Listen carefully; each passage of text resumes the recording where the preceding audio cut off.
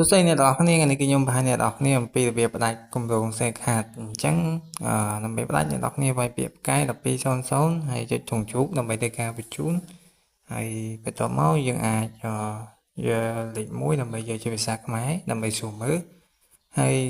លេខ1គឺយើងអាចយកគម្រោងដែលយើងបានភ្ជាប់អញ្ចឹងគឺអឺ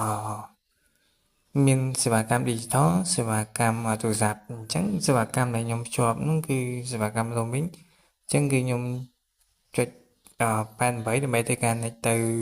មួយលេខទៀតគឺលេខ3អញ្ចឹងអ្នកនរគ្នាអាចឆែកមើលទៅថាទូរស័ព្ទអ្នកនរគ្នាជាប់នៅសេវាកម្មណាមួយអញ្ចឹងយើងអាចឆែកម្ដងមួយតែខ្ញុំបានឆែកហើយខ្ញុំយកលេខ3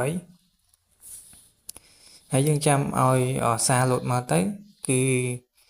គេនឹងប្រាប់យើងថាអ្នកបានភ្ជាប់សេវាកម្មដូចជាសេវាកម្ម roaming អញ្ចឹងយើងចុចលេខ0មកដើម្បីថយទៅកន្លែងដើមវិញដើម្បីផ្ដាច់គម្រោងចោលគឺយើងចុចលេខ2មកហើយបន្តមកទៀតខ្ញុំចុចលេខ8998ហើយចុច next ហើយខ្ញុំយកលេខ3អូខេខ្ញុំចុចលេខ2ដើម្បីធ្វើការចុចលេខ1ដើម្បីធ្វើការបញ្ជាក់